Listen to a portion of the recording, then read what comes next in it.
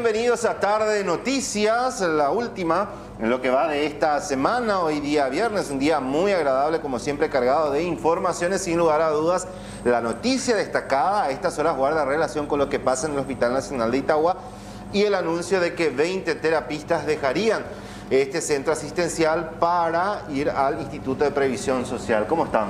¿Qué tal? ¿Cómo estás, Rodi? El saludo también para Kiara y para todos los televidentes. Vamos a estar hablando de eso. En teoría también tendríamos que saber esta tarde, según el Ministerio de Salud, el doctor Guillermo Sequera decía, esta tarde conferencia en Codena, en donde se estaría finalmente hablando de restricciones para la próxima semana. Y también lo de la promulgación o el veto que tanto se está abordando. Sí, exactamente. Kiara, ¿qué tal? ¿Cómo estás? Hola, Fer, ¿cómo estás? Buenas tardes. Hola, Rolando. Un saludo también a toda la teleaudiencia. A plano internacional, una de las noticias más destacadas en la tarde, sí, esta tarde en realidad, es lo de Israel, que hoy, después de 10 meses, no registró personas fallecidas a causa del COVID-19. Y por supuesto, también ya se viene Julito Caballero con los deportes, porque hoy arranca también una fecha más del torneo Apertura. Okay. Ayer dijimos que parece que iba a ser fresquito ya hoy, sí, ¿verdad? Al final hace un calor. No, nos defraudaste, Kiara. No, meteorología nos defrauda. Yo leo nomás lo que dice meteorología. Pero el fin de semana sí, ¿verdad? Aparentemente el fin de semana se viene un cambio de clima y va a descender la temperatura. Atención para los amantes del frío, así como nuestro compañero Derlis, que ama el frío.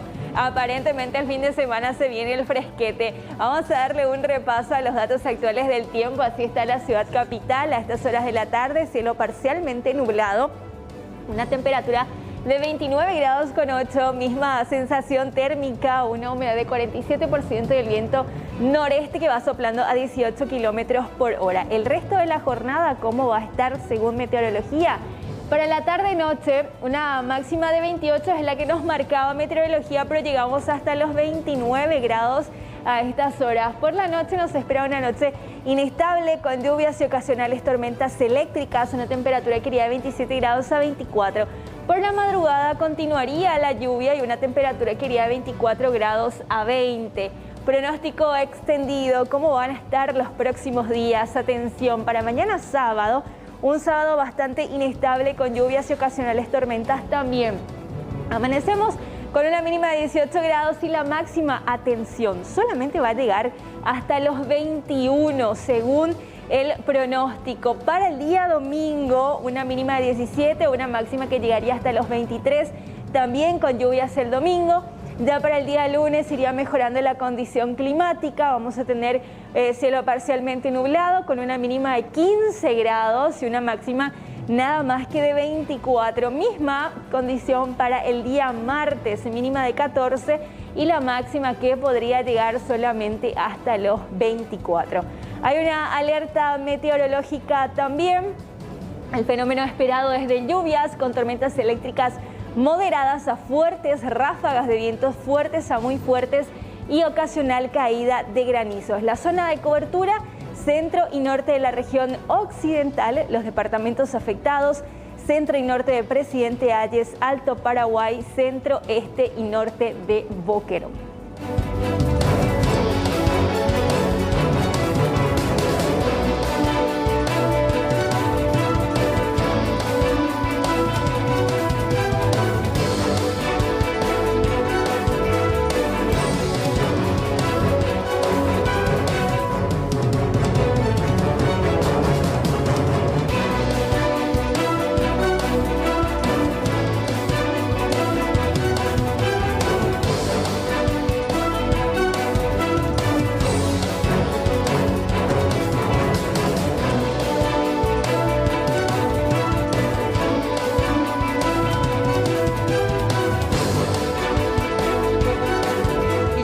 Con las informaciones porque durante un procedimiento lograron dar con la detención de un presunto cabecilla de asaltantes. Esto era lo que ocurría luego de que en horas de esta mañana 4 malvivientes llegaran a bordo de un vehículo hasta una oficina administrativa de un local comercial ubicado en Fernando de la Mora. Fueron reducidos en ese momento en el lugar los funcionarios y el gerente, a quien incluso le propinaron golpes en la cabeza con el arma de fuego. Se alzaron con unos 20 millones de guaraníes y posterior a esto se detuvo al principal cabecilla de esta banda.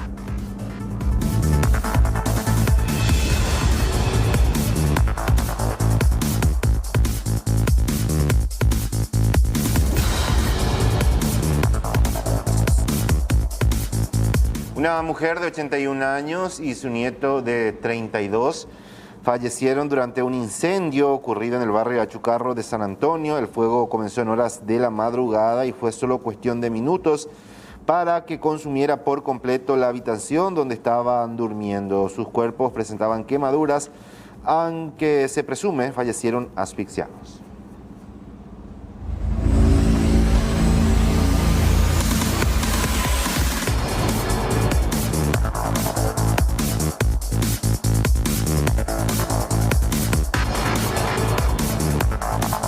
Y hablemos de esta situación en la cual se habla de las zonas rojas de nuestro país. En conferencia de prensa, el doctor Guillermo Sequera estuvo hablando de que las zonas rojas de nuestro país alcanzan un 44%, el 44% del país que está en rojo debido a los casos de contagios, fallecimientos también, teniendo en cuenta que se sigue con la estadística de que podríamos llegar a los más de 100 decesos por día. El departamento central es el epicentro, siendo la zona más afectada del país.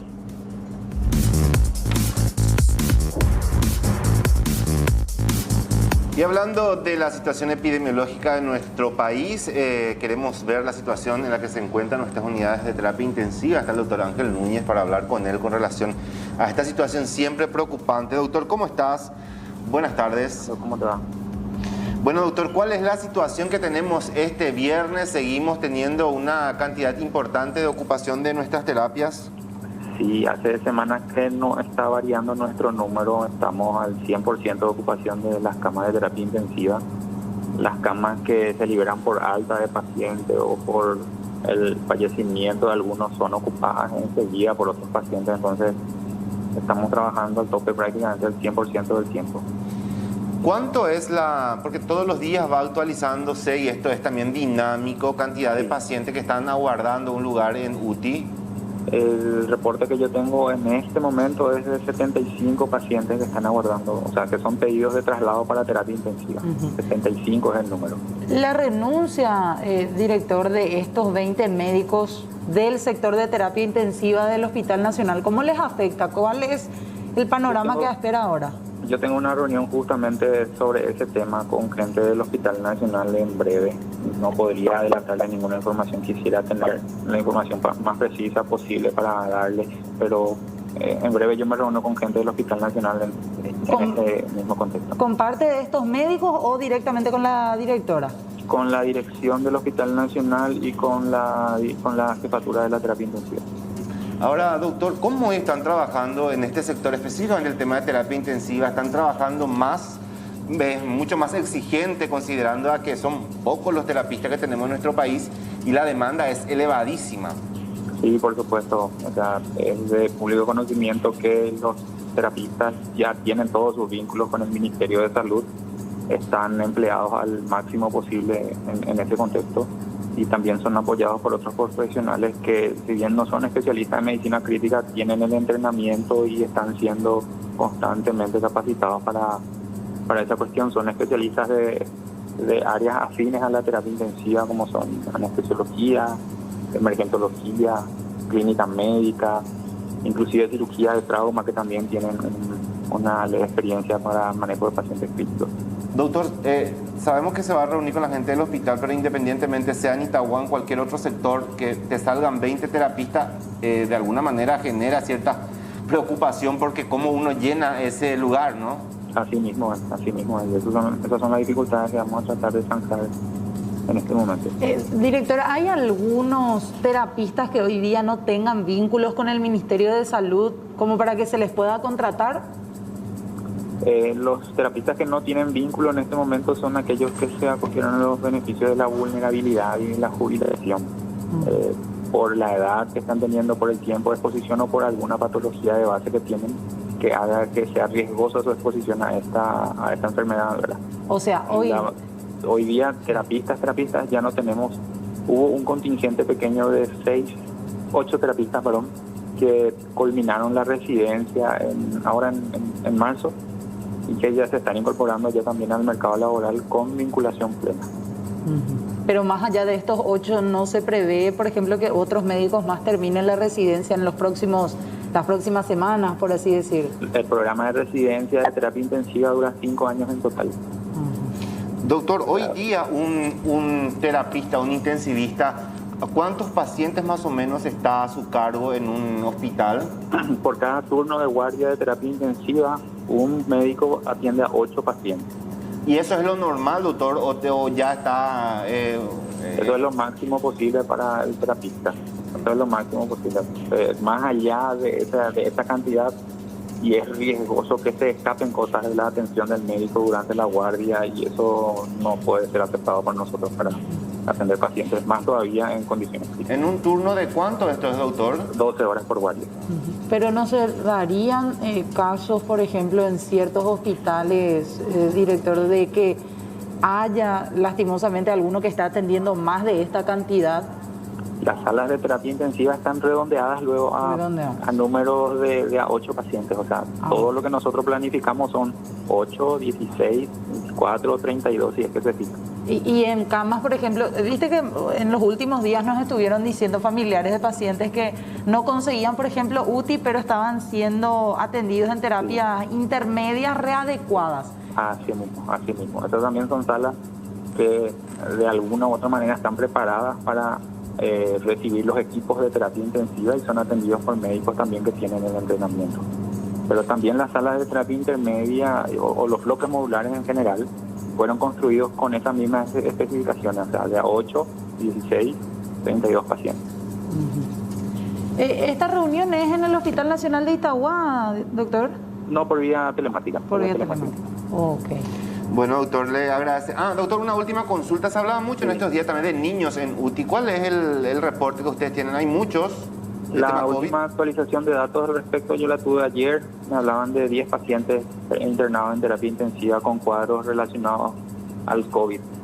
Patología, o sea, síndrome de distrés respiratorio agudo adulto, o sea, el COVID como tal en un momento agudo, y un síndrome inflamatorio multisistémico se denomina, que es una patología que da unas semanas posterior a haber padecido del COVID y que también tiene una repercusión importante que requiere cuidados críticos. Doctor, otra cosa quería consultarte, porque mucho se escucha o se lee de algunos casos de pacientes que están, no sé, 20 días esperando un lugar en terapia, algunos 15, otros 10. ¿Se da esto? ¿Cuál es el promedio con la ocupación total de camas en UTI que espera un paciente para ser trasladado? Hay factores como la edad, la situación de su cuadro clínico. Lo que nosotros tratamos de priorizar al momento de ingresarle a un paciente a terapia intensiva es la urgencia con la que requiere de cuidados más complejos. O sea, pueden haber en una misma urgencia, por darte un ejemplo coloquial, por así decir, 2 pacientes, uno de 30 años y otro de 80 años, por así decir. Ambos están en una situación crítica, pero el de 80 está más grave que el de 30, por así decir. Entonces nosotros priorizamos la atención del paciente de 80 años para poder asistirle lo antes posible a ese paciente y mejorar su condición de salud en ese momento. Lo que está pasando en este momento es que no hay camas de terapia intensiva disponibles ni para el de 80 ni para el de 30. Entonces por eso se retrasa el ingreso de estos pacientes a UTI. Bueno, crítica realmente la situación. Vamos a estar al pendiente, doctor. La situación. Sí, y vamos a estar al pendiente de esta reunión. Ojalá también que se pueda finalmente zanjar el problema, o por lo menos llegar a una especie de acuerdo o alguna solución específica con respecto al hospital de Itagua. Gracias por este contacto. Hasta luego, muchas gracias. Doctor Ángel Núñez, entonces, con relación a la renuncia de 20 terapistas, esto de alguna manera pone en riesgo del funcionamiento de un pabellón donde están 16 camas, sí, que nos explicaba ya la doctora Yolanda González hace un rato nada más, que para que esto funcione se necesitan de por lo menos 28 profesionales y pone en riesgo definitivamente el funcionamiento si es que 20 de ellos van, y en este caso estamos hablando por mejores condiciones salariales.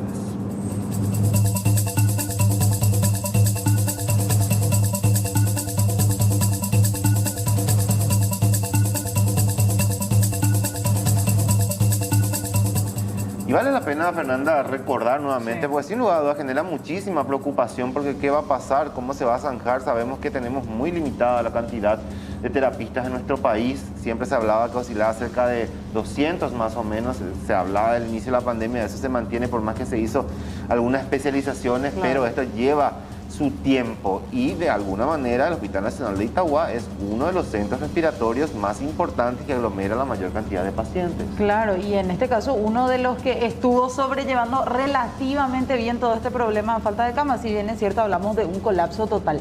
¿Qué es lo que pasa? ¿Por qué la renuncia de estos 20 médicos del Nacional de Itagua? Vamos a escuchar lo que decía su directora, Yolanda González.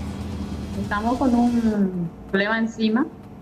Ayer eran 18, hoy son 20 profesionales que presentaron renuncias y lo tenemos hasta fin de mes y tenemos que ver rápidamente una estrategia de tal manera, o si no, es disminuir camas en terapia, y con la falta que hace en estos momentos sería muy mala idea. Vamos a ver la estrategia a seguir junto con el Ministerio. Bueno, resulta que ya hay una competencia por este tipo de profesionales y si van a ganar más en otro lugar, también tienen la libertad de elegir qué es lo que les conviene. ¿Cuál es la situación, doctora? Ellos ya habían comunicado esta decisión, van a estar hasta el 30, dicen, y van a ir a IPS. Sí, exactamente. Lo que pasa es que los sueldos del ministerio son contratos de 4.600.000 por 12 horas. Y aparentemente el IPS está ofreciendo 6 millones por lo mismo.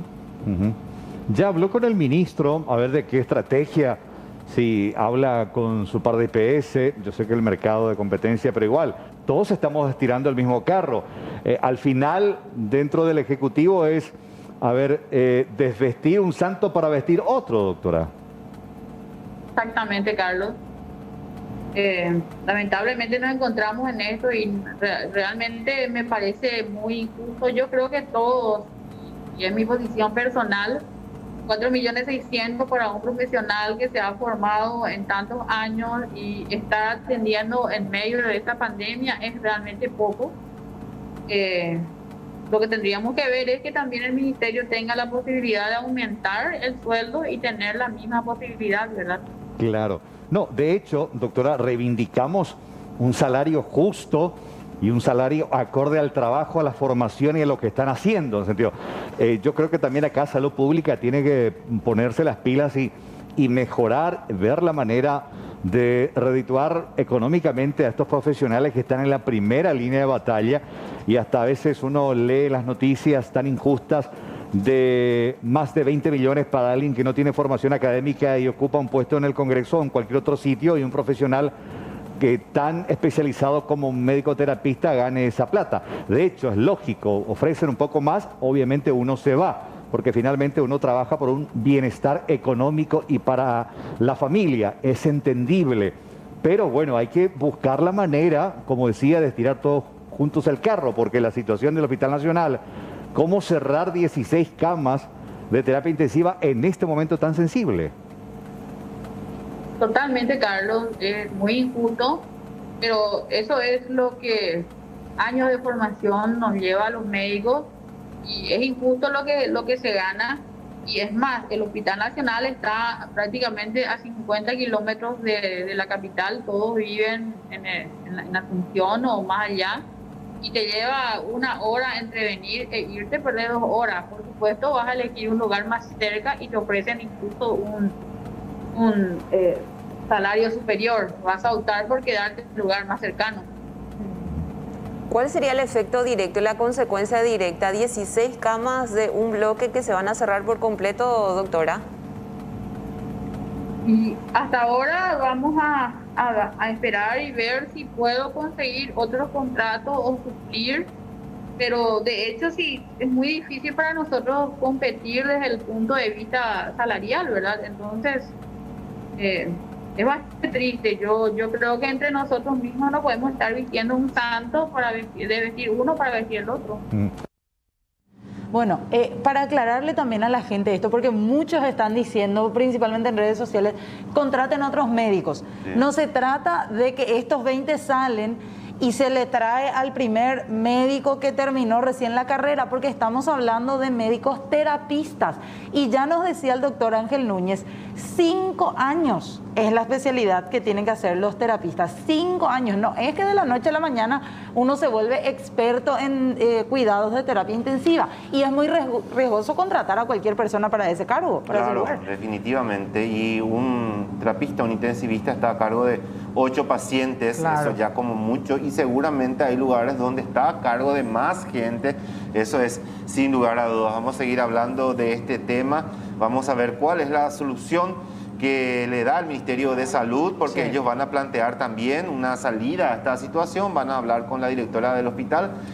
Al final la decisión pasa por estas personas que decidieron irse, vamos a ver cuál es la respuesta que ellos dan y si es que pueden llegar a un acuerdo. Hablamos del tema de una cuestión salarial. Principalmente porque irían a IPS por un mejor sueldo. Vamos a seguir hablando de este tema, pero ahora vamos a exteriores. Exactamente, ya establecemos contacto con nuestra compañera Alejandra Pereira para ver qué es lo que pasa también relacionados otros temas con respecto a esto. Hasta Lambaré.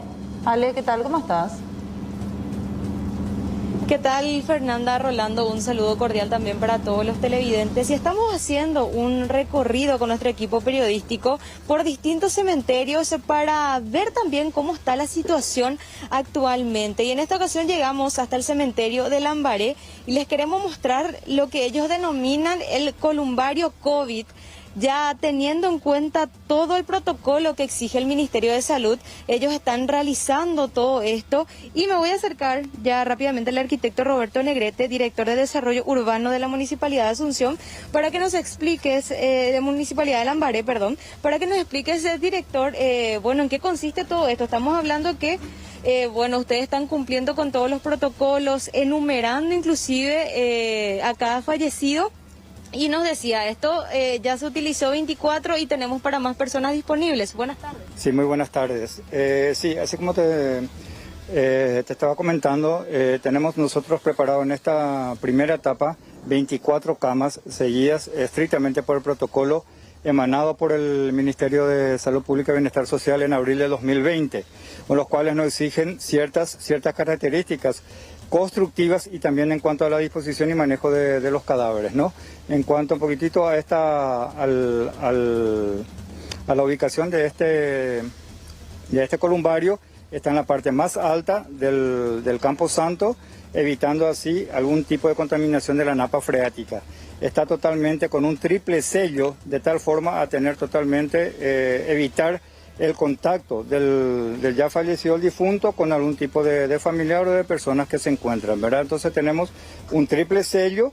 También contamos con una fosa séptica de tratamiento de efluentes en el caso de algún tipo de derramamiento también interno que se produzca dentro del columbario. Y así un poco como estamos en esta primera etapa donde lastimosamente ayer completamos nuestras 24 últimas camas que nos quedaron disponibles, pero para el día martes, como ustedes están viendo, ya van a estar terminadas las 24 más, de tal manera que ya vamos a completar 48 en no menos seguramente 96 horas.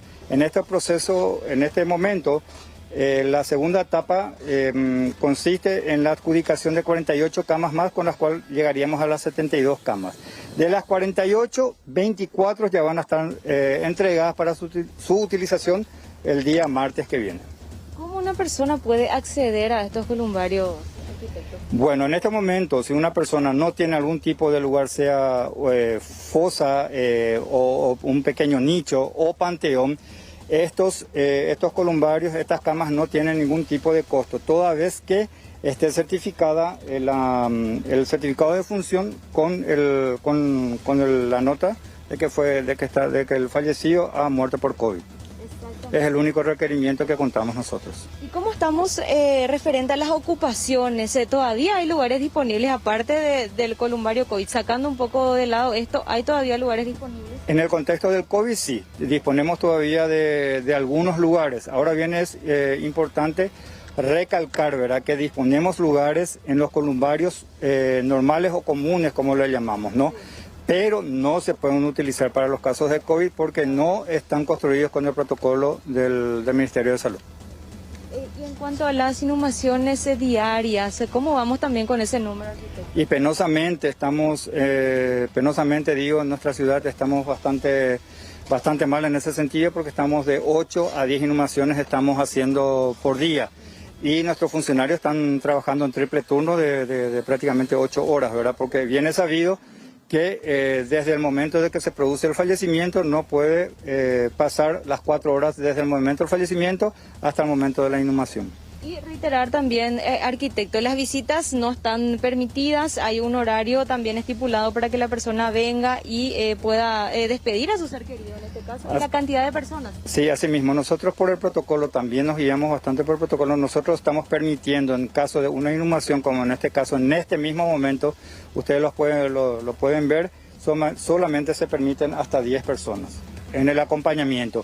Y las visitas diarias están totalmente prohibidas. Y en el caso para realizar algún tipo de gestiones administrativas, solamente hasta 2 personas. Muchísimas gracias, arquitecto. No, por favor, a las órdenes. Ahí teníamos entonces al arquitecto Roberto Negrete, director de Desarrollo Urbano de la Municipalidad de Lambaré, explicando un poco también lo referente a este columbario COVID, compañeros. Algo que estamos viendo realmente en mi caso por primera vez, al menos los otros cementerios por los que estuvimos, no cuentan con este mecanismo y bueno, habla de inhumaciones diarias de 8 a 10, un número realmente bastante elevado y que hace también, bueno, ver y nos deja ver, mejor dicho, la situación por la que está atravesando justamente la ciudad de Lambaré en estos momentos. Claro, y otros lugares más también que de hecho ya desde hace un par de semanas o creo que un mes o más decían, en caso de ser necesario vamos a tener que preparar este tipo de columbarios para albergar a las personas fallecidas. Gracias, Ale, por este contacto, muy amable. Cuando quieran, compañeros. Hasta luego. Hasta luego. Cambiamos de tema. Fiscal Pablo Zárate, ¿cómo estás? Buenas tardes. Buenas tardes, Rolando. Buenas tardes a tu compañera y a la audiencia. Bueno, fiscal, ¿cuál es la última información que maneja con relación a estos restos óseos que fueron remitidos a la morgue judicial para su estudio antropológico? ¿Podría tener relación con uno de los 3 secuestrados o esto ya se descarta a estas horas de la tarde? En realidad, al inicio de la mañana hemos tenido la información de que estos restos óseos pertenecerían a una persona que tendría la edad entre 26 años y hasta 44 años aproximadamente, de sexo masculino, lo cual quedamos con 2 personas, ¿verdad?, que podrían haber sido estas personas desaparecidas, ¿verdad? Pero ya en el transcurso de más análisis que se está realizando en la morgue judicial, a esta altura ya podemos descartar absolutamente que pueda tratarse de los secuestrados, en este caso de Delio Morínigo, del señor Félix Urbieta o del señor Oscar Denis. Eso ya está totalmente descartado a esta altura de la investigación. No obstante, tenemos una 4ª persona de quien podría tratarse, una persona de origen boliviano, y sobre quién vamos a seguir indagando más para tener más datos físicos de esta persona y eventualmente si eso coincide a criterio de los peritos, de los forenses, entonces van a ser convocados sus parientes para la otra semana. La persona, este hombre boliviano, ¿hace cuánto que estaba desaparecido, fiscal? Esta persona al momento de desaparecer tenía 46 años y hace 3 años que está desaparecido supuestamente en la zona de Orqueta. Era una persona que se encontraba trabajando en alguna estancia, esa es la información que tenemos de parte de los familiares, más datos tampoco ellos tienen al respecto. Doctor, hasta ahora nos imaginamos que las prendas y otros elementos más van a servir para la identificación más adelante de a quién pertenece estos restos óseos, ¿no? En ese sentido, hemos remitido también al laboratorio lo que quedó, digamos, de una prenda íntima, de un boxer en este caso, y también de unos calzoncillos que levantamos del lugar. Eso ya está también en el laboratorio forense para los estudios pertinentes.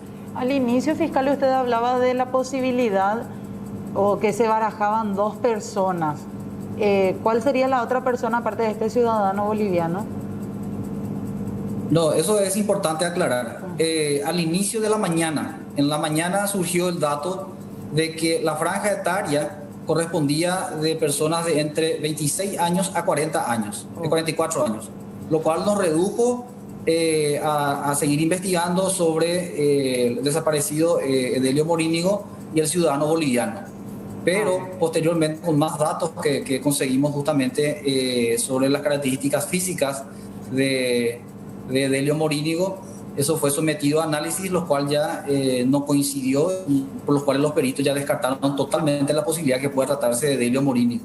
Es por eso que solamente tenemos ya, digamos, un objeto de prueba, en este caso, que es solamente ya la información que tenemos sobre el boliviano. Finalmente, doctor, primero se encontró un cráneo no muy lejos del lugar donde estaban las 18 piezas. Hoy ya se habla que corresponde a una misma persona.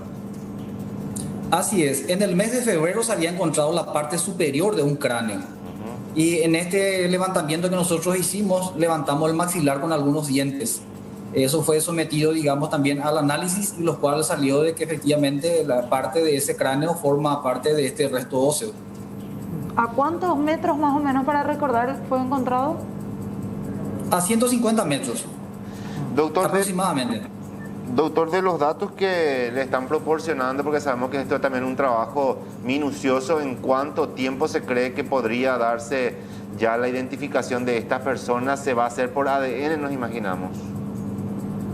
Y ahora estamos recabando, digamos, toda la información que podamos obtener sobre este ciudadano boliviano, en el sentido de estamos indagando sobre su dentadura, su estatura, talla, todas esas cuestiones están siendo sometidas a análisis. Eso, una vez que los peritos encuentren, digamos, un alto grado de similitud, de coincidencia, conforme a los criterios que ellos manejan, vamos a convocar a los familiares, en ese caso, para la extracción, para realizar la prueba comparativa de ADN. Pero todo ese trámite, estimo que a más tardar tendríamos en 30 días para poder o confirmar o descartar si se trata de esta persona, porque también existe la posibilidad que podamos descartar que se trate de esta persona y al final no sepamos de quién son estos restos, ¿verdad? ¿Registros de personas desaparecidas en la zona de Orqueta, aparte de este hombre? En realidad, oficialmente teníamos registro de personas desaparecidas solamente a los secuestrados en la zona. Ya después de este trabajo que se hizo, ya que esto adquirió, digamos, conocimiento a nivel país, es que justamente recibí la información de parte de una familia de Ciudad del Este que dijeron que no hicieron la denuncia porque evidentemente no correspondía ser en Ciudad del Este, pero ellos adujeron de que son personas de escasos recursos, por los cuales pudieron llegar hasta la comisaría jurisdiccional de Orqueta para realizar la denuncia de desaparición de personas. Fiscal, muchísimas gracias por compartir esta tarde con nosotros, muy amable como siempre. A las órdenes. Fiscal Pablo Zárate, entonces, de alguna manera, con esto ya se descarta que los restos óseos encontrados en la ciudad de Orqueta pertenezcan a uno de los 3 secuestrados.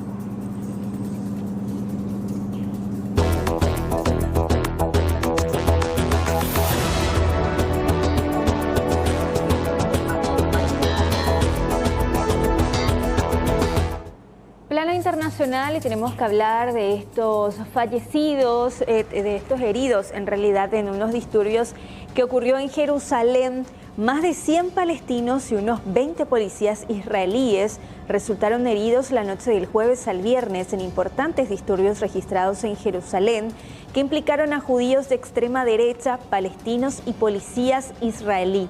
La Media Luna Roja Palestina informó de al menos 105 heridos, de los cuales unos 20 tuvieron que ser hospitalizados. La policía israelí dijo que había contabilizado 20 heridos en sus filas y que había detenido a 44 personas durante los disturbios que se producen en medio del Ramadán, el mes musulmán de ayuno y oración.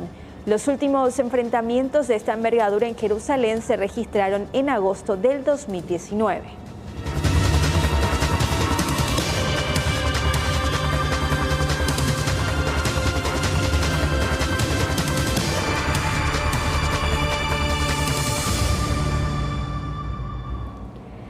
11:39, 30 grados la temperatura actual. Te invitamos a que te comuniques con nosotros a través de nuestro WhatsApp 0985-625-000. Hacemos una breve pausa en Tarde Noticias. Ya volvemos.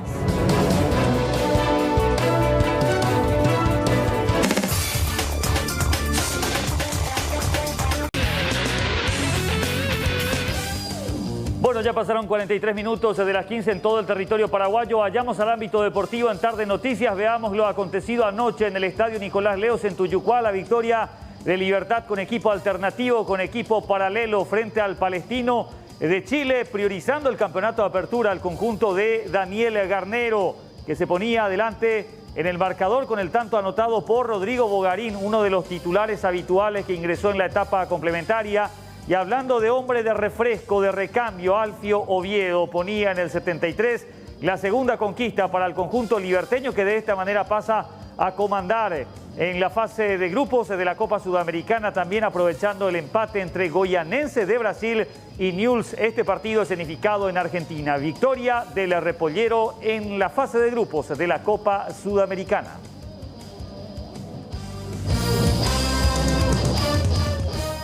Bueno, continuamos en el contexto de esta competencia continental para hablarles de lo que pasó en el Estadio Defensores del Chaco, porque allí River Plate de nuestro país recibía al Corinthians de Brasil, partido complicado ante un rival de jerarquía que es cierto no está pasando por su mejor momento en el fútbol brasileño, pero que también tiene figuras importantes como el arquero Casio, Luan, el futbolista que fue campeón de la Copa Libertadores de América con Atlético Mineiro en el año 2013, más allá de que la posesión de la pelota fue prácticamente monopolio en grandes pasajes del partido del conjunto brasileño, también generó ocasiones importantes el Quelito, que tuvo el estreno o el reestreno en este caso en la banca de suplencia del entrenador Celso Rafael Ayala. Naturalmente que la prioridad para el Quelito es el campeonato de apertura, porque está en una zona bastante incómoda, está en zona de descenso directo, falta todavía un trecho para la finalización del campeonato de apertura, todo el torneo clausura, pero evidentemente cada punto que disputa en el ámbito doméstico es de oro para el equipo de River Plate, que repito, tuvo un buen estreno dentro de todo en la competencia continental en la fase de grupos. Antes había eliminado a Guaireña en un global de 6-3 justamente en los dos partidos disputados en el Estadio Defensores del Chaco. El próximo jueves el equipo del Quelito de Celso Ayala va a visitar Perú para enfrentar al Sport Huancayo, que perdió 5-1 de visitante en manos del Peñarol de Montevideo, Uruguay. Bueno, vamos a contextualizar también cómo está el escenario en la categoría intermedia en la segunda división del fútbol paraguayo. Hoy comienza justamente la fecha número 3, Independiente de Campo Grande frente al Sportivo San Lorenzo. Este compromiso que va a arrancar a las 19 horas en el estadio Ricardo Gregor. El día de mañana, sábado 24, 8 de la mañana, estadio Roque Batilana, Ameliano frente al 3 de febrero de Ciudad del Este. También mañana, pero a las 10, del estadio Emiliano Gessi, Fernando de la Mora frente a Deportivo Santaní. También mañana sábado, Sportivo Trinidense, Sportivo Iteño, 10 de la mañana. Todos estos partidos en simultáneo. El sábado a las 3 de la tarde, 2 de mayo, de Pedro Juan Caballero va a recibir en el estadio Río Parapití a Rubioñú. También mañana a las 3 de la tarde, del Ricardo Brugada, en este caso en el barrio La Chacarita, del estadio Tomás Vegan Correa, Resistencia frente a Guaraní de Trinidad. El día domingo a las 10 de la mañana, Tacuarí contra Fulgencio Yegros en el Roque Batilana. También ese mismo día, a la misma hora, 10 de la mañana, en el San Francisco de Asís. Lindo partido, Atirá frente a General Caballero de Juan León Mallorquín. Y finalmente, el día lunes 26 a las 19 horas, en el estadio Erico Galeano, Deportivo Capiatá contra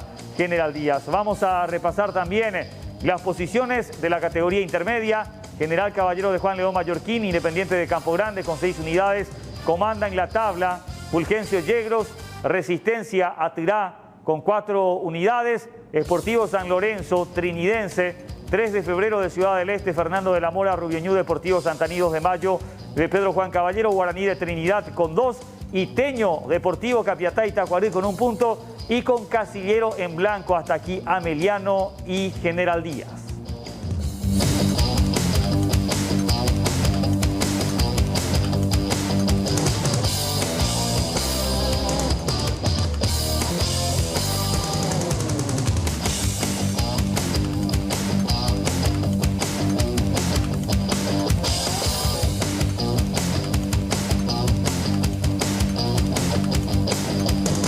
escuchábamos a nuestros propios especialistas del Paraguay hablar de una tercera ola y la gran cantidad de casos que se registran en algunos países de América del Sur específicamente. ¿Qué es lo que pasa en estos países? Vamos a ver el siguiente material.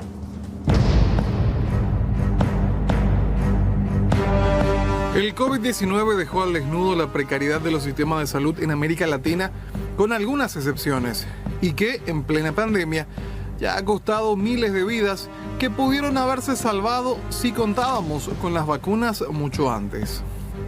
En Sudamérica, Brasil es considerado como el país más afectado por el nuevo coronavirus, con más de 14 millones de infectados y 383.502 fallecidos, de los cuales 2.000 enfermos murieron hace solo 24 horas. Para colmo, en ese país se confirmó una de las variantes más peligrosas del virus por su rápido contagio. Hasta la fecha, se han vacunado casi 25 millones de brasileros, lo que representa solo el 12% de toda su población. En tanto, en la Argentina la situación tampoco es muy venturosa, ya que este jueves llegaron a su récord de muertos en un día, con 537 casos, superando ya los 60.000 fallecidos por este mal. Como si fuera poco, existen denuncias de la comercialización de vacunas falsas que terminan por afectar aún más su sistema sanitario, que se encuentra al borde del colapso. Hasta ahora se han inmunizado unos 5.700.000 ciudadanos, lo que representa el 12,6% de su población. Uruguay tampoco escapa a la crisis sanitaria regional y ya llegó a los 175.891 casos confirmados y 2.160 fallecidos a causa del COVID-19, que afecta a 19 departamentos, dejando a su sistema de salud con centenares de internados y en terapia intensiva. Hasta el jueves se habían vacunado 1.091.348 uruguayos, lo que representa el 31,4% de toda su población. Así también, en Bolivia, la pandemia ha afectado de sobremanera al sistema sanitario y la población afectada por la enfermedad alcanza hoy los 294.391 casos confirmados, entre los que se incluye al expresidente Evo Morales, quien se encuentra bajo atención médica. Para colmo, se supo del robo de unas 500 vacunas, por lo que 2 enfermeras fueron detenidas. Las dosis ya fueron devueltas, pero ya no sirven por haber perdido la cadena de frío. Hasta ahora, fueron inoculadas 400.087 personas, lo que significa el 3,4% del total de sus habitantes. Y Chile lleva hasta hoy la campaña más exitosa de vacunación en nuestro continente, llegando a los 7.817.316 ciudadanos, un 40,8% de toda su población. Pero sin embargo, la tasa de contagios oficiales es considerada aún muy alta, llegando a los 1.148.320 casos confirmados, en las que lamentablemente 25.532 pacientes enfermos fallecieron a causa del COVID-19.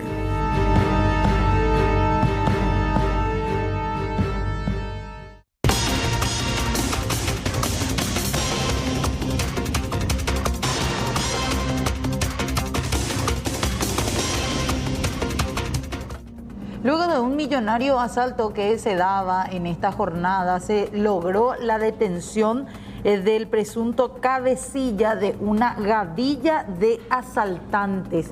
Este grupo habría concretado aparentemente un golpe de, en total, más de 100 millones de guaraníes en perjuicio a 2 empresas. Uno que se daba días atrás y otro en esta jornada de 25 millones de guaraníes. Ambos hechos delictivos se le atribuyen a una misma banda y la detención del principal sospechoso y cabecilla del grupo se dio en un ex motel de la ciudad de Areguá. ¿Qué era lo que decía el interviniente de este caso? Vamos a escuchar.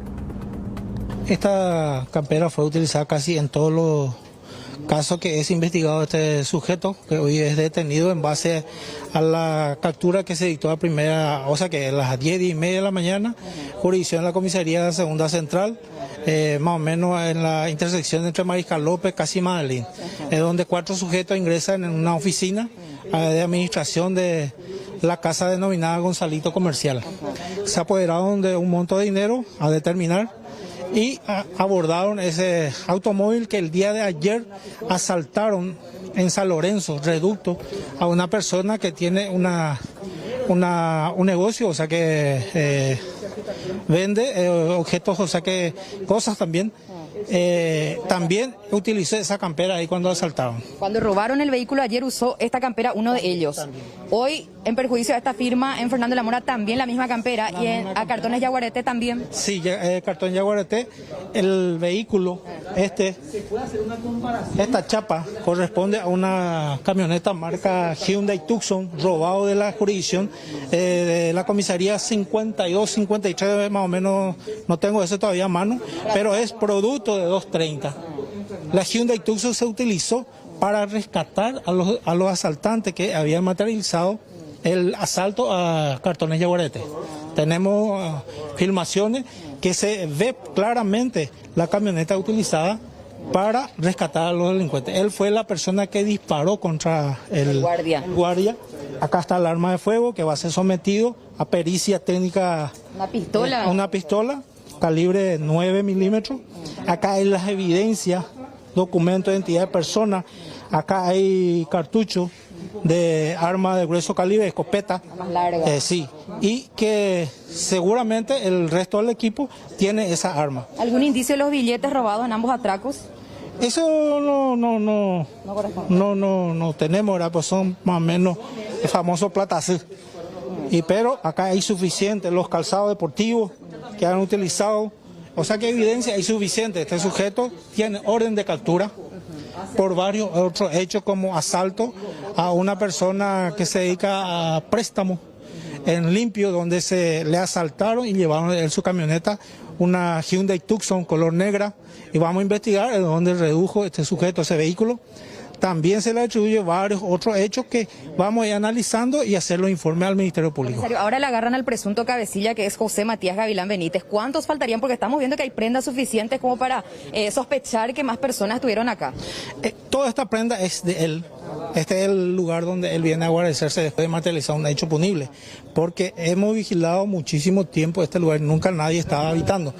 El día de la fecha, a raíz de la denuncia, o sea, la alerta por el sistema 911 que se hizo por parte del personal de la comisaría segunda, hemos optado en prácticamente trabajar en abanico. Un grupo se fue a Luque, otro grupo de Limpio, Areguá, y la característica dada perfectamente el vehículo levantado, asaltado el día de ayer, jurisdicción la comisaría 31 de Reducto. ¿Hace cuánto tiempo él está alquilando acá? ¿Hace cuánto tiempo está alquilando acá? Y vamos a estar conversando con los responsables. Acá hay una encargada que poco nada también datos da, pero la persecución que dio en base a que él entró acá y fue reducido al subirse en su habitación. José, podemos hablar contigo. Vos cometiste este asalto a Gonzalito, ¿no? De brillado. Doña se vio. Dile ya para asalto, vio. Va, de vos lo que hace que hiciste asalto, que no yo. ¿No hiciste? Te pregunto, ¿no? Claro que no. ¿Y qué hacía con todas estas cosas acá entonces? Y yo que bajaron todo de la camioneta. ¿Vos sí que te plantaron? Lo de la camioneta bajaron todo. Por favor. Supuestamente vos fuiste el visto en las imágenes del circuito. Imágenes chiquitos. Esto que bajaron toda la camioneta. ¿Y el auto blanco que se usó en el asalto? No sé, yo no sé nada. ¿No es tuyo ese? No. ¿Se robó ese ayer? Sí. ¿Y cómo estaba en tu poder entonces? ¿Cómo digo que está en mi poder? Esto que yo encontraron acá. ¿Vos estás viviendo acá? Yo no vivo acá. ¿Y qué estás haciendo acá vos? Vine a visitar a mi novia. ¿Tu novia vive acá? Sí. ¿Y ese arma que se encontró ahí, esa pistola? ¿Que es la 9 milímetros? Sí. Tampoco es mío. ¿No es tuyo? ¿Vos no tenés antecedentes? No. Matías, ¿por qué vos decís que te culpan a vos entonces? No sé yo. ¿Vos no tenés antecedentes por ningún otro delito? Sí, tengo antecedentes, pero por eso nomás. ¿Por qué caso? ¿Hecho de robo también? Un solo caso de robo tengo. ¿Vos no participaste en estos últimos hechos? No.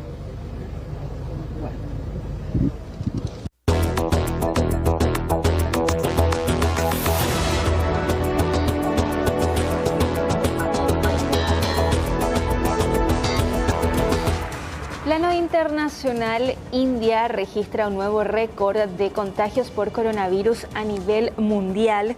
Los contagios por coronavirus en la India alcanzaron el jueves casi 315.000 positivos diarios, un récord a nivel mundial y un aumento de más de 100.000 casos al día en una sola semana, que se produce además en plena crisis de suministros en hospitales, falta de oxígeno y también de camas. El país asiático se encuentra sumido en una frenética segunda ola en la que hoy se reportó un récord de 314.835 infecciones de coronavirus en 24 horas, elevando los casos activos hasta los 2,13 millones, según los últimos datos del Ministerio de Salud indio.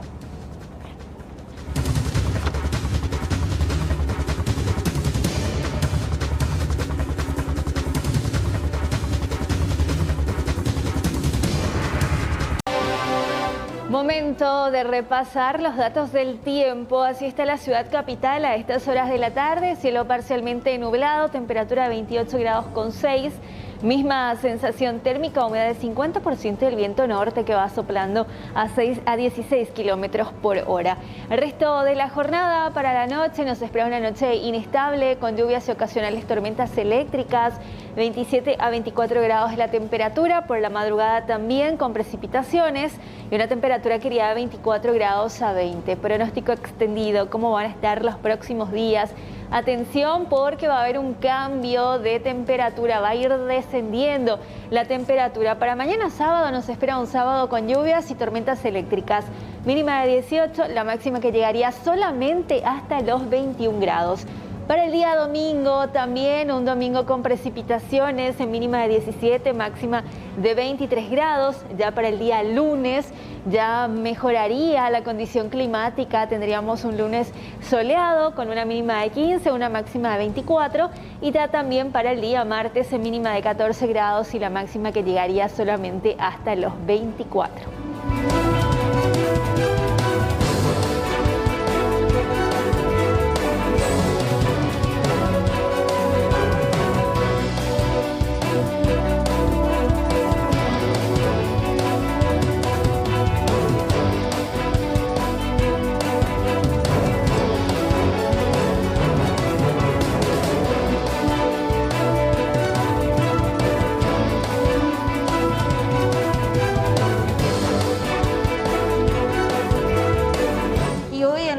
Epidemiológica por casos de COVID, el doctor Guillermo Sequera estuvo hablando de que ya estamos en la segunda ola de manera ya oficial, algo que ya se iba manejando y conociendo.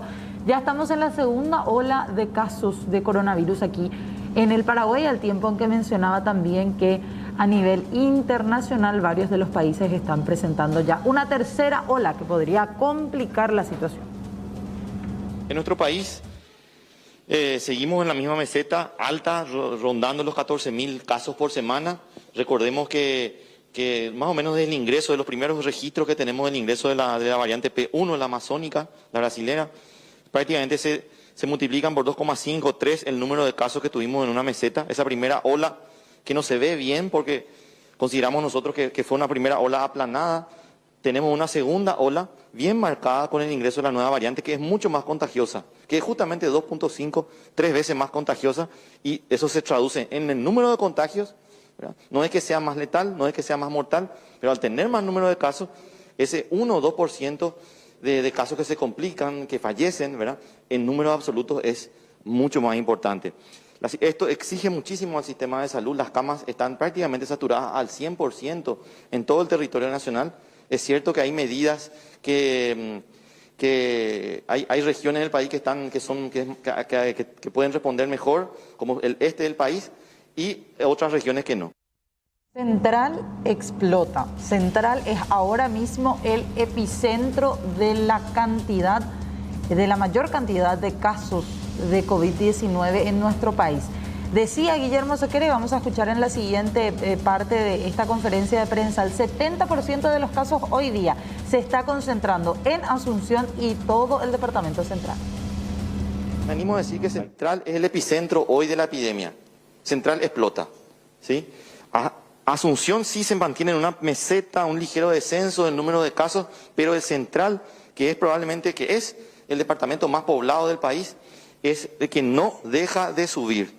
De a partir de Central, que es el epicentro a nivel nacional, prácticamente es que se disemina al resto del país. Estamos viendo brote en otras regiones del país muy relacionados a eventos o personas que salieron de la capital o de Central. ¿Sí? Aquí ocurre más o menos el 70% de los casos del país ocurren en este sector nacional. Siguiente.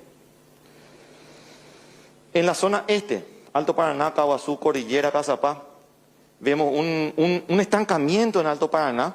Mira, esto sí es positivo. En Alto Paraná está alto el número de casos, es importante, pero hay un estancamiento. Lo mismo está ocurriendo en el lado fronterizo, en Foz de Iguazú, en el estado de Paraná. Vemos un ligero descenso del número de casos, lo cual se traduce en la ciudad nacional más cercana. Caguazú presenta un ascenso a expensas de lo que está ocurriendo en Coronel Oviedo. Cordillera también, en Cazapá también un ligero ascenso. Y Itapúa, que se mantiene en una meseta muy alta. Paraguarí un ligero ascenso, Misiones y Ñembucú está un poco más tranquilo de lo que fueron los meses anteriores. Siguiente. San Pedro. En San Pedro vemos un aumento importante de casos en las últimas 2 semanas, principalmente en Santaní y en Santa Rosa de la Guaraví. Concepción, Canindeyú y Amambay están relativamente estables. Nos preocupa el Chaco, de manera importante nos preocupa el Chaco. Presidente Ayes, la ciudad de Villa Ayes principalmente tiene, y Benjamín Acebal están teniendo muchísimos casos. Boquerón, para la población, más de 100 casos. Es muy importante para esa población y estamos viendo una saturación del sistema allí y de los traslados que estamos recibiendo. Parte de Central, obviamente por las pésimas condiciones del sistema de salud en el Chaco paraguayo, y el aumento que se da es que finalmente también se tiene una preocupación con respecto a esa zona. Y por otro lado, hablemos de las zonas rojas. 44% del Paraguay, según estos datos de la Dirección de Vigilancia de la Salud, están en zona roja, están en la mira debido a la gran cantidad de casos. En nuestro país vemos departamentos enteros que están en rojo. ¿Sí?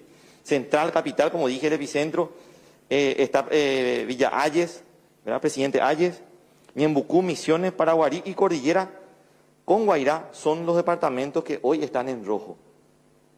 Aquí vemos, bueno, un resumen. En líneas generales, el 44% del territorio nacional se encuentra en rojo, el 44% se encuentra en naranja y el 11% en amarillo. Si nos vamos, ¿cuáles son los distritos que tienen más casos por habitante hoy en el Paraguay?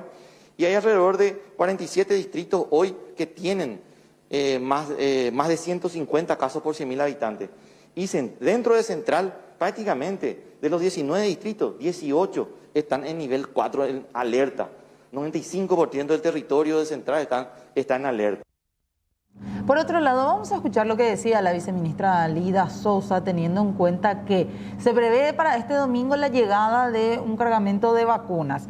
A partir de ahí, informaban que desde el próximo martes, van a iniciar con la vacunación para mayores de 80 años. Ya se va abriendo esta franja etaria a la cual finalmente va a corresponder la vacuna. Y hacía especial énfasis la doctora Lida Sousa en que los mayores de 80 años tienen que en masa ir inscribiéndose a la plataforma Vacunate del Ministerio de Salud en los próximos días para poder acceder ya rápidamente a la vacuna. Instamos principalmente a que las personas adultas mayores de 80 años y más se registren ya mañana y el domingo, porque el martes necesitamos iniciar con la mayor cantidad de personas de 80 años cumplidos y más la vacunación. Si contamos ya este fin de semana con la mayor cantidad de personas registradas de 80 años y más, ya les estará en un promedio de 24 a 48 horas llegando el mensaje a sus celulares o a los celulares que queden registrados en el sistema para que ellas puedan llegar de manera ordenada a los establecimientos de salud, a los vacunatorios habilitados. Entonces esto será realmente controlado y será ordenado y evitaremos las aglomeraciones. El martes 27 de abril estaremos iniciando con Asunción Central, Presidente Hayes, Cordillera y Paraguarí. El miércoles estarán sumando las demás regiones sanitarias porque estarán llegándole a estos territorios que están un poco más alejados el martes el lote de vacunas. Para el sábado... Bueno, enseguida seguimos con este tema. Ya lo tenemos al doctor Hernán Martínez para hablar con él con relación a, sin lugar a dudas, la información de esta tarde, guarda relación con lo que está pasando en el Hospital Nacional de Itagua y la renuncia de estos médicos de terapia. Viceministro, ¿cómo estás? Buenas tardes, gracias por atendernos.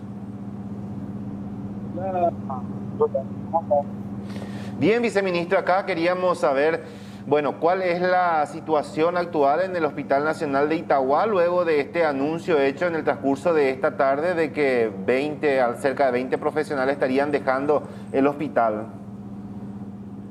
Sí, yo acabo de, recibí la nota de la directora con la renuncia de estos profesionales, ¿verdad? Y bueno, ya nos pusimos en campaña para poder reemplazarlos. De hecho... ahora mismo se está elaborando una lista, vamos a verificar y seguramente ya en breve vamos a tener la resolución para reemplazarle a estos colegas. Entonces, eso ya es un hecho. Sí, ellos presentaron renuncia, tenemos sus renuncias, ¿verdad? Y tengo entendido, no es que tengo entendido, hay un preaviso que ellos tienen que cumplir de un mes, ¿verdad?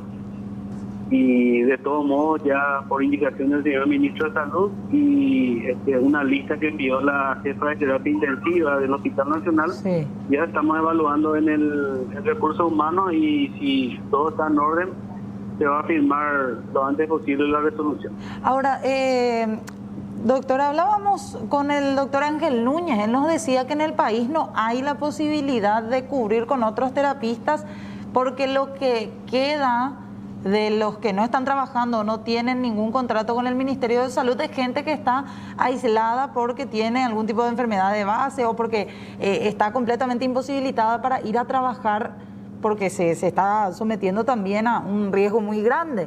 ¿Esto es así o hay realmente recursos humanos, terapistas, intensivistas para cubrir esto? Bueno, acá es importante que ustedes manejen esta información. De estos 22 médicos que renunciaron, no todos son intensivistas, son prácticamente muy pocos los intensivistas. ¿Y cuántos? La gran mayoría son médicos internistas, son médicos emergentólogos. Nosotros hace rato ya no contratamos intensivistas porque hace rato se nos acabaron, ¿verdad? Entonces vamos a reponer de nuevo con especialistas que son afines a la terapia intensiva y con entrenamiento en terapia intensiva.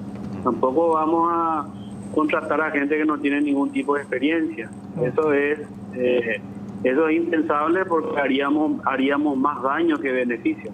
Por eso que estamos revisando las carpetas uno a uno, ¿verdad? Y vamos a poner a gente que realmente tiene algún tipo de entrenamiento para manejar a un paciente complicado y grave como un paciente con COVID. De estos 20, viceministro, ¿cuántos son intensivistas? ¿De qué otras áreas son? ¿Son también enfermeras entonces?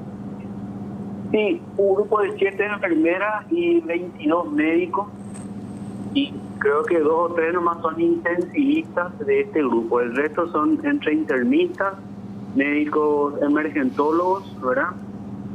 Y algunos especialistas como neumólogos, pero son 2 o 3 intensivistas. Pero definitivamente igual ellos estaban trabajando en el área de UTI COVID, ¿verdad? Claro, son gente con entrenamiento. Yo te cuento que el médico internista tiene una pasantía de 1 año por cuidados intensivos durante su residencia, ¿verdad?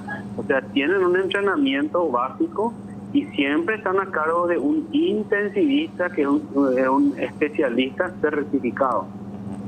Doctor, ¿cuál es la información que usted recibe? Porque 4, 5, hasta podríamos hablar de normal, pero en esta cantidad, 20 a 22, es un número importante. Sí, Rolando, a mí realmente me llama la atención que todos de una vez también, ¿verdad? No tengo una información oficial, ¿verdad? Pero aparentemente tienen posibilidades de obtener otro contrato con seguramente les conviene más, ¿verdad? pero no quiero yo adelantar una información así, ¿verdad? Estamos viendo un poquito, simplemente para saber la causa, ¿verdad? Porque más que eso no podemos hacer. También pero estamos investigando. También se hablaba que esto podría poner en riesgo el funcionamiento de un pabellón donde se encuentra cerca de 16 camas. Esto evidentemente no va a ocurrir por lo que usted está hablando ahora, viceministro. No, yo estoy con la gente de recursos humanos ahora mismo. Estamos ya evaluando la solicitud de la jefa de terapia intensiva. Yo tengo frente a mí, ¿verdad? La mayoría son médicos internistas. Hay uno de terapia intensiva, ¿verdad? Y bueno, vamos a evaluar bien, vamos a hacer, preguntarle a la jefa de terapia intensiva, la doctora Ramos, ¿verdad? De hecho, ella envió la lista. Suponemos que son gente entrenada que ella conoce, ¿verdad? Y no está en riesgo en el sentido de cerrar un pabellón en este momento. ¿Se descarta entonces eso, doctor? Se descarta. Ahora, ¿no hay alguna posibilidad de hacer una readecuación con ellos? Porque hablaban también de salarios bajos, que por eso es que algunos de ellos van a pasar a trabajar a IPS. A ver, salario bajo con relación a lo que le paga IPS, quizás. Sí. Pero todos los médicos del Ministerio de Salud tienen el mismo salario. Es más, el especialista de años de experiencia tiene el mismo salario del médico que está empezando recién, ¿verdad? Ahora, hay una realidad, IPS sí tiene un salario diferenciado con relación al Ministerio de Salud, ¿verdad? Pero no puede tener 3 vínculos tampoco, tiene que tener hasta 2 vínculos. También se da la situación de algunos de ellos que lo que están haciendo es dejar el Nacional de Itagua para ir a su ciudad de origen o para tener una cercanía más a sus hogares, a sus casas. Es una posibilidad, pero si van al ministerio van a cobrar lo mismo. Yo no sé si en IPS del interior también hay una diferencia de salario. Entiendo que no. Solamente en Ingavi y en el Hospital Central de IPS hay una diferencia de salario con relación al Ministerio de Salud. Pero una posibilidad, ¿verdad? Una posibilidad. Doctor, en la comunicación que hizo la doctora solamente mencionaba la lista, no especificaba entonces motivos específicos. No, la mayoría pone motivos particulares, ¿verdad? Pero es llamativo y simplemente vamos a indagar del por qué, ¿verdad? Porque es llamativo que tantos profesionales de una sola vez presenten la renuncia, ¿verdad? Sí, viceministro. No, digo nomás, investigar en el sentido de conocer por qué, ¿verdad? Pero nosotros ya estamos trabajando con recursos humanos para reemplazarlo, ¿verdad? Ahora, ellos decían que hasta el 30 de este mes iban a estar. Usted menciona que tienen que hacer el preaviso más extenso, ¿o se cumple ya este 30 de esa fecha? Justamente eso también estoy viendo, ¿verdad? Y cuando ellos presentaron su renuncia a recursos humanos del hospital, ¿verdad? De todos modos, nosotros estamos en condiciones de sacar hoy mismo la resolución de reemplazo, ¿verdad? Así que tenemos todavía tiempo si es que se cumple el 30 del preaviso. Doctor, el hecho de ubicar o de reemplazar a estos que ya anunciaron van a salir, ¿van a llevar de diferentes hospitales? ¿Son personas de dónde estarían llevando a estos recursos humanos para poder ubicarlos allí en Itagua? Mira, yo no sé de dónde son, pero tengo entendido que la mayoría están acá a nivel departamento central, ¿verdad? Y acá justamente estoy mirando y como te digo, la mayoría son de medicina interna, o sea, son internistas. No, le consultaba por los reemplazantes, por lo que ustedes van a ubicar ahora para estos profesionales que van a entrar a suplir estos 20 o más de 20, ¿son de dónde? ¿Son de diferentes hospitales aquí de Central, de Asunción? ¿De dónde van a sacar esos recursos humanos? Bueno, esa información no tengo, Rolando, ¿verdad? No sé si de dónde son, pero evidentemente la mayoría tiene posibilidad de tener un vínculo más, ¿verdad? Estoy mirando yo el que tiene más tiene 2 vínculos, entonces podemos todavía darle un vínculo más con el ministerio. Sí. Están habilitados para tener un vínculo más con el ministerio. Ajá. Y estos reemplazantes, los reemplazantes, doctor, usted decía, ¿verdad? Nosotros inmediatamente vamos a reponer esto, ya estamos hablando con recursos humanos para que no quede ese vacío allí en Itagua. Así es. Ese lugar que van a llenar con nuevas personas, con nuevos profesionales de salud, ¿esos profesionales de salud van a buscar de diferentes hospitales? No, ya tenemos nosotros la lista que me envió la doctora Ramos, que es la jefa de terapia intensiva del Nacional. Ella ya me envió su lista, ¿verdad?, de los médicos que pide contratar para el reemplazo de estos colegas. Ya. O sea que ellos ya seleccionaron entonces, doctor. Sí, señor, ellos ya seleccionaron.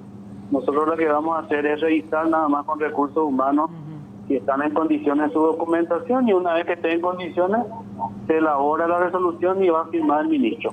Ahora, doctor, aprovechando, además del Itagua, también hablar un poco de esta situación. Esto están así, se habla de que hay muchas enfermeras que están allí, que podrían estar a disposición del Ministerio de Salud. Constantemente escuchamos a la asociación hablar de eso. ¿Esto es así? Hay muchas que pueden ser contratadas más adelante si es que se necesita. Médicos también hay, doctor. Hay muchas enfermeras, Rolando. El problema es que de un tiempo a esta parte se habilitaron demasiadas escuelas de enfermería, ¿verdad? Entonces tenemos una cantidad muy importante de licenciadas en enfermería que no están trabajando en el ministerio. Claro que por supuesto que vamos a contratar más enfermeras.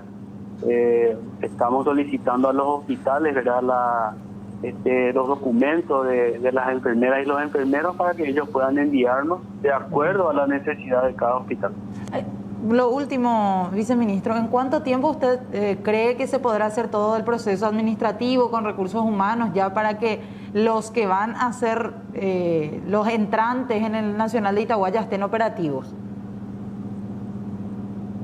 El recurso humano ya me pasó la lista, no, sí. Ninguno tiene inconvenientes aparentemente, y una vez que se revise que ninguno tenga inconvenientes, que su documento estén en regla, quizás al terminar la tarde de hoy ya pueda firmar el ministro, y en el peor de los casos mañana a la mañana. Viceministro, muy amable, gracias por compartir esta tarde con nosotros. Saludos a la audiencia, un gusto siempre, Rolando.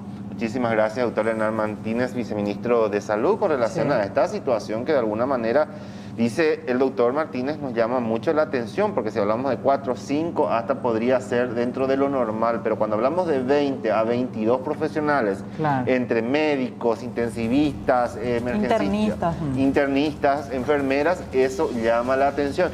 Y nos contaba también que la doctora Yolanda Ramos es la que le envió ya la lista de lo que van a... Me imagino que ya tienen todos los datos de los que van a suplir estos lugares que se necesitan para impedir que estas 16 camas de alguna manera dejen de ser utilizadas. Claro, no todos por motivos económicos, nos decían y nos informaban también otras personas, otras fuentes. Muchos rindieron, por ejemplo, examen de ingreso de CONAREM, que es para hacer la especialidad. También para subespecialidad específicamente, otros se van al interior, otros van a ir a trabajar a modulares respiratorios en otros puntos del país. En fin, son varios los movimientos que se dieron, pero de igual manera es una situación bastante llamativa, cuanto menos. Exactamente, vamos a seguir con este tema, pero tenemos otras informaciones. Ya está trabajando en vivo, en directo, Raúl Bogarín con informaciones del ámbito policial. Hola Raúl, ¿cómo estás? ¿Qué tal? Buenas tardes, Rolando, y a Fernanda y a todo el equipo de Tarde Noticias. Nos encontramos en la sede de la Comisaría 32 Posta de Huicuá para hablar acerca de la detención de 4 personas y también la recuperación de un vehículo. Esto en prosecución a un hecho de robo agravado que ocurrió justamente aquí en inmediaciones de la Comisaría 32. 2 personas y dos hombres y una mujer solicitaron el servicio de una plataforma digital para trasladarse hasta el panel donde robaron el vehículo, utilizaron armas de fuego, también despojaron de su celular a un joven de 21 años quien estaba trabajando en esta plataforma. En prosecución a ese hecho, detuvieron a 4 personas sospechosas de cometer este hecho punible. Estamos aquí con el subcomisario Alcide Ganó para que nos comente acerca de este procedimiento. ¿Qué tal? Buenas tardes, subcomisario. Sí, buenas tardes. En realidad, este hecho ocurrió anoche, o sea, a la madrugada de hoy, 00:42 aproximadamente en la zona de Ipané, jurisdicción de la comisaría 23 de Ipané. Hoy, el día de la fecha, a las 14:10 aproximadamente, realizando patrulla a la altura del kilómetro 22 de la ruta D027, en un pasillo, ¿verdad?, sin nombre, ubicamos a el vehículo negro sin chapa y esta persona que se encontraba en el lugar. El vehículo a bordo 2 personas y una motocicleta enfrente con ocupantes de 2 personas también. Al percatarse de la patrullera, trataron de huir, pero por la rápida reacción de los patrulleros, se procedió a la aprehensión de las 4 personas de género masculino. Aparentemente no le arrancó también la motocicleta ni el vehículo. Ni el vehículo no le arrancó, coincidentemente, y se procedió a la aprehensión de las personas. Ahora, entre ellos, ¿hay menores de edad? Sí, hay menores, 2 menores de 15 años y uno de 17 años que no tiene cédula de identidad, pero enseguida vamos a confirmar su identidad real a través del sistema AFI. ¿Qué fue lo que dijeron estas personas al quedar detenidas, demoradas tras este procedimiento? Las 2 personas que se encontraban en el habitáculo del vehículo no mencionaron nada. Y esos 2 menores dijeron que no le conoce a esta persona, pero se encontraban conversando con esta persona que se encontraba en el vehículo. No sabemos qué grado de participación tiene en el hecho. Ahora, ¿qué más le robaron a este joven de 21 años cuando tomaron el servicio de esta plataforma digital y fueron hasta el panel? Y según consta de la denuncia, 2 aparatos de celular, que también tenemos acá 3 aparatos celulares incautados del poder de los aprehendidos. Eso se va a ir cotejando, se va a derivar al Ministerio Público para su estudio correspondiente. Con relación a las características brindadas por la víctima de este robo agravado, ¿tienen características similares estas personas detenidas? Tienen características similares. Uno de ellos al menos coincide plenamente con lo manifestado. ¿Qué se sabe de esta mujer también? Porque 3 personas subieron a este vehículo, 2 hombres y una mujer. Asimismo, todavía sigue la investigación. Ya el personal de investigaciones está en contacto permanente con las víctimas, están siguiendo los pasos. Bueno, muchas gracias, su comisario. Estamos a la orden. Su comisario Alcides Gaona, entonces, con relación a este hecho de detención de 4 personas y también la recuperación de este vehículo. Estamos aquí con la señora también, quien es la mamá de uno de los menores. Quiere hablar con nosotros para que nos comente qué hacía ahí su hijo, qué fue lo que pasó, qué tal. Buenas tardes. Buenas tardes, señor. Pues tenía coincidencia totalmente con lo de cuando te la semana porque ya yo cuasi permito ahí terapia intensiva para tañuba.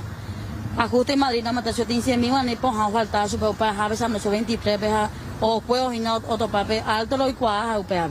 Por el vecino y te upea. A upea yo pensé para tomar mañana mi auto y de subo. Además, Dios, hora de la de membro. Sí, prima para hablar, si roga para que la joña que la plata. Motohari, güey. Sí. Motohari se mandó su casa para irte. A averiguar cuál la costaño pues hace solito o hija terapia intensiva. O en la nada yo sucede cuál la gente de cuál en ahorita auto mismo hay motohari la se mandó. Ahorita yo tuve la auto pero de cuál acuri. Así que yo pues claro que la chofer lo identificada se fue con la una y ahí yara. Se botó una y ya lo identificaban, mal se me pone india de cuera. Ale primo, algo que no tiene nada que ver. Los 2 viajes de cuera. Se hallo cuál chupe cuera. Zapete 23. Pero hoy cuál auto gordo y después ponía cueve. Pe alto pe pucucho, pe vestido y cuál de vecino no pe mitad ahí. Pero eso mañana con la auto. Sí, solamente upeando. Acuerdo de la nada, güey, ya hija, upe ya veo de cuál, me lo copa, si no hay clase me embonde. O mi vecino pe cuánto no me voy a hacer me lo igual. Marchan de heredad, doña. Graciela. Muchas gracias, doña. Dale. Doña Graciela, entonces, quien alega que ella ocupó en este caso a su hijo y también a un primo, ambos menores de 15 años, para poder traer dinero para un sobrino también que estaba en terapia intensiva, pero se quedó por el camino para auxiliar a estas 2 personas quienes estaban dentro del vehículo que fue robado anoche en jurisdicción de la comisaría 23 de Ipané, compañeros. Ok, bueno, ya después seguro la investigación podrá determinar qué es lo que va a pasar con este menor. Gracias, Raúl, por este contacto, muy amable. Hasta luego, compañeros. Bueno, seguimos haciendo tarde de noticias, tenemos informaciones de exteriores. Está Alexis Aveiro trabajando a estas horas de la tarde. Hola, Alexis, ¿cómo estás? Hola Rolando, ¿qué tal? ¿Cómo está? Fernanda, saludos a ustedes y a todos los televidentes. Recordarán este caso y ya rápidamente vamos a remitirnos a los archivos que datan del 22 al 23 de enero aproximadamente, primeros días del año, cuando un joven conductor, a él se le solicitó un servicio desde Ñemby hasta la zona de Nueva Colombia. En ese tramo, ya en el departamento de Cordillera, fue interceptado por asaltantes. Estos le aplicaron un tiro a la altura de la cabeza con la intención de despojarle de sus pertenencias. Él quedó malherido, de hecho, hasta ahora está continuando con su proceso de recuperación. Avanzaron las investigaciones y, como siempre en estos casos, se daba una sorpresa. Involucrado un efectivo de la Policía Nacional, Luis Jiménez, policía asaltante. Finalmente él fue aprehendido por agentes de la Brigada Central y puesto a disposición de la justicia. Ahora se encuentra recluido en la cárcel de Emboscada. En ese entonces, el excomandante de la Policía Nacional inclusive se había comprometido en costear algunos datos y transferirle cierta suma de dinero de alguna u otra manera para que la Policía Nacional limpiara su imagen y recomponga la situación de este joven. Primeramente, esa situación hasta ahora no se dio. También se da otra bastante particular, la carátula de la causa que está siendo investigada por el fiscal Carlos Maldonado, debido a que está como lesión grave, y aquí estamos hablando evidentemente de un intento de homicidio. Es más, Rolando, también ya ponemos en duda el trabajo pericial del Departamento de Criminalística. ¿Por qué? Y les voy a mostrar. Este es el anteojo de Aníbal. ¿Saben cuándo lo encontraron? Prácticamente en la escena del crimen, es decir, no fue bien inspeccionada la zona Nueva Colombia.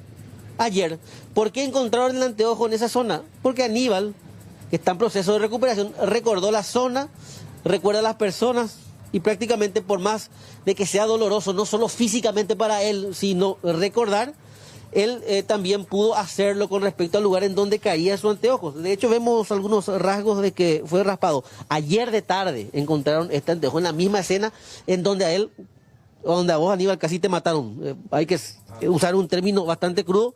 Y una persona encargada supuestamente de la seguridad, pero había sido, se trataba de un delincuente más, policía asaltante. Sabemos que estás en un proceso bastante delicado, pero queremos saber de vos, primero porque hay un compromiso de por medio, y segundo porque no avanza tu causa. Hola, Lexi, ¿qué tal? Lastimosamente eran bolivianos y lo que me llevaron a mí. Uno de ellos era, el otro era cómplice, que manejaba el vehículo, exactamente. Y me llevaron a una zona bastante despoblada, ¿verdad? Y hicieron, ¿verdad?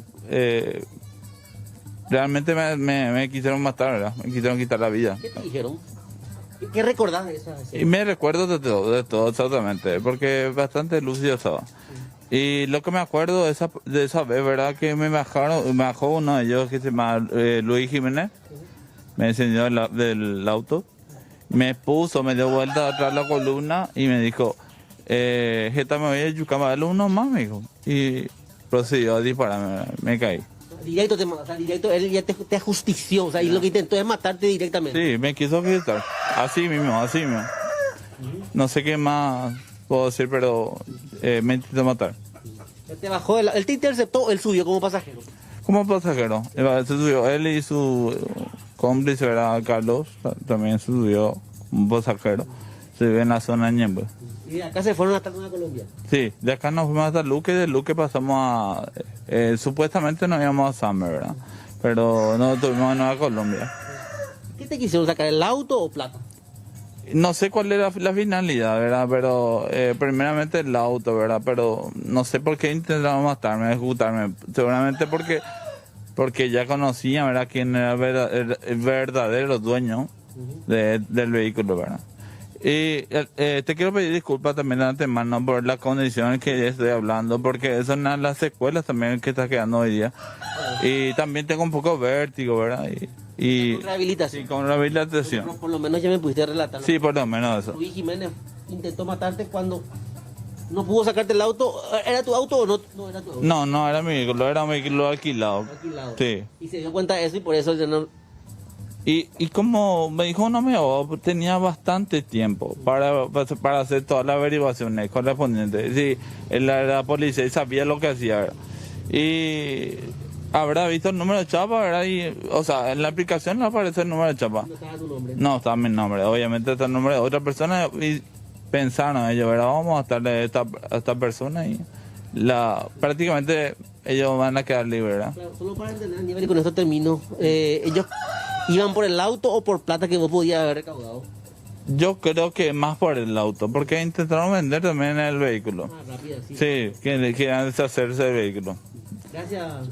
Gracias a vos, gracias por todo. Abogado, bueno, recuerda perfectamente lo que fue esa noche. Ahora más que nada también, la comandancia hasta ahora, yo recuerdo, inclusive nos mencionaban que iban a darle una especie de asistencia a Aníbal en compensación, o sea, nada compensa lo que le pasa a él. Pero públicamente, en aquel entonces, el máximo jefe policial había mencionado que iban a transferir dinero que hasta ahora no se les transfirió a la familia. Sí, en primer lugar, mencionar y señalar en ese aspecto de que es protocolar. Vamos a ser sinceros, ese anuncio, esa ayuda, esa supuesta buena predisposición es solamente de la boca para afuera. El joven no tiene tan siquiera los medios suficientes para seguir con un tratamiento. No tuvo ni va a tener, eso les puedo asegurar, acompañamiento de esto, a razón de que el sindicato hoy, como autor del hecho, sigue cobrando su sueldo. Por más que esté recluido, no hay un acercamiento real hacia su persona. Y lo más grave de todo esto es que son conscientes y ellos saben que él tiene la bala en la cabeza. Este joven no es una persona que recibió un refilón o un disparo por casualidad. Tiene un proyectil en la cabeza y hay ausencia total de asistencia y hay ausencia total también en el trabajo del Ministerio Público en cuanto al transcurso del tiempo, que han pasado más de 3 meses del suceso y no hay aún definida una calificación o un acto a investigar, el cual para nosotros es desde un primer momento una tentativa de homicidio. Por último, ¿por qué se subsumen las condiciones para que finalmente sea un homicidio? En grado de tentativa. En grado de tentativa. Y para hacerlo más coloquial, esto fue una ejecución. El joven, la premisa que nosotros estamos manejando, al saber el autor del hecho de que el vehículo no estaba a su nombre, que él no debía devolver el vehículo inmediatamente y hacerlo detener en la calle, ponerlo de espaldas y dispararle en la cabeza, el resultado que estaba buscando era quitarle la vida, no lesionarle. Porque si querés lesionar a alguien con un arma, le disparan el brazo, le disparan la pierna o le herís. Claro, pero ya está en función de su trabajo.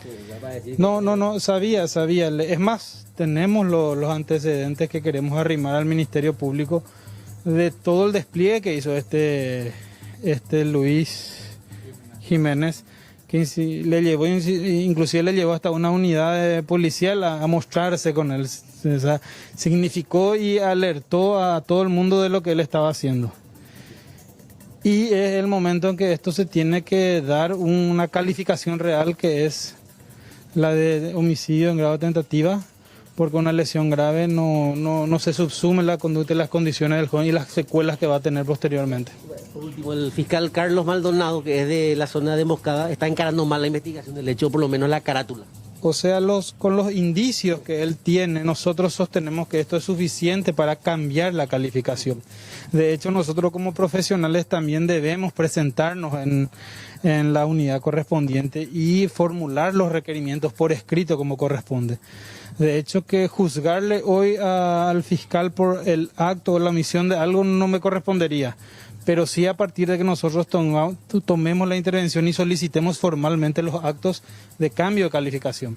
A partir de ahí veremos un poco si se le da más celeridad, esto se encara con la debida responsabilidad, porque hay algo que quiero significar. Este joven sigue siendo amenazado en su vida. Sí, señor, él no puede ni tan siquiera volver a trabajar y él tiene temor por su vida, tiene temor por la vida de su hermana, porque están en orfandad total de protección. ¿Qué tipo de amenaza? ¿Por teléfono, llamada? Mira, es algo que se da de manera frecuente en el ambiente que circula. Ve vehículos pasar, llamadas de números desconocidos, intimidación más que nada. Entonces, ante esta situación, él no sabe si debe recurrir a la policía o tiene que llamarle a esos abogados o permanecer encerrado en su casa. Es un terror para él. Perdón, Iván. Uno de ellos está libre. El que manejaba. Sí, el que manejaba, el coautor. Porque para mí es un coautor, ¿verdad? Porque él manejaba y él conducía y el otro me disparó, ¿verdad? El otro ya llegó a manejar tu vehículo. Sí, claro que sí, me metieron a fondo y ahí me apretaron con su arma. Ahí era como una toma de rehén inclusive, le sacaban del vehículo, tenían la punta de arma dentro de un vehículo. O sea. El hecho particular en cuanto al que se halla ausente y no se haya ni tan siquiera incluido todavía en el procedimiento, es un personaje de la zona de apellido Lugo, el cual hasta ahora no fue citado por el Ministerio Público. Y tenemos también nosotros conocimiento y tenemos ya testigos que nos pueden... que nos facilitaron la información de que él es una persona que se dedica al microtráfico y eso también genera aún más temor para él porque está suelto y si no se encuentra sujeto al proceso y está en las inmediaciones, eso genera aún más temor en este joven. Muchas gracias. A las órdenes. Muchas gracias. Gracias a vos, Alexis. Gracias. Entonces, bastante llamativo el caso. Primero por cómo se daba, y hablamos de un policía involucrado, un cómplice que está libre y amenazas que hasta ahora se dan de por medio, y un joven que debe seguir su proceso de recuperación. No puede trabajar primeramente por las condiciones en las cuales finalmente debe seguir el proceso de rehabilitación y por otro lado también estas que mencionábamos, las amenazas, Rolando, Fernanda. Una pena realmente lo que están pidiendo ahora, justicia para Aníbal. Gracias, Alexis, por este contacto excelente. Hasta la próxima.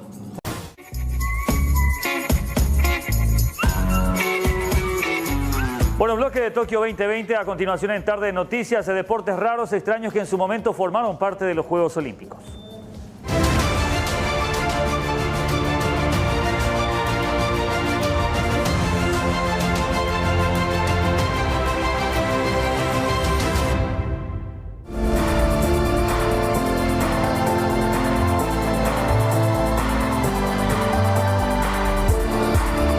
París 2024 incluye en su programa olímpico el breakdance con un objetivo claro: enganchar a los deportistas y espectadores más jóvenes. Una decisión no exenta de polémica porque deja apartadas a otras disciplinas con más historia como el karate, que solo será olímpico en Tokio 2020, o el béisbol. El breakdance es el último de una larga lista de deportes que hoy parecen raros o estrambóticos. Algunos duraron apenas una cita olímpica, otros se consolidaron y otros solo se establecieron como exhibición. Soga tira. El juego del soga tira fue olímpico desde 1900 a 1920. En esta modalidad, dos equipos se enfrentan a ambos lados de una cuerda y tratan de acercar el pañuelo que está en el medio hacia su territorio. Pelota vasca. También este deporte tradicional del norte de España tuvo su momento de gloria en unos Juegos Olímpicos. Fue en París 1900, aunque también formó parte como exhibición en París 1924, México 68 o Barcelona 92. Natación con obstáculos. Solo duró en los Juegos de París 1900. Consistía en una prueba de velocidad de 200 metros en la que se incluía sumergirse por debajo de unas barcas o superar otras por encima. Duelo de pistolas. No hubo ningún muerto porque en realidad se disparaba a unos maniquíes. Tuvo su momento de gloria en unos Juegos intercalados en 1906.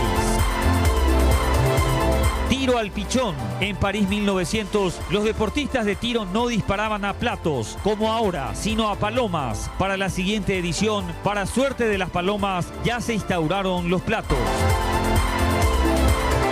Subir a la cuerda. Este ejercicio, que puede llegar a ser una pesadilla en las pruebas de gimnasia en los institutos, también formó parte del programa olímpico en las ediciones Atenas 1896, San Luis 1904, París 1924 y Los Ángeles 32.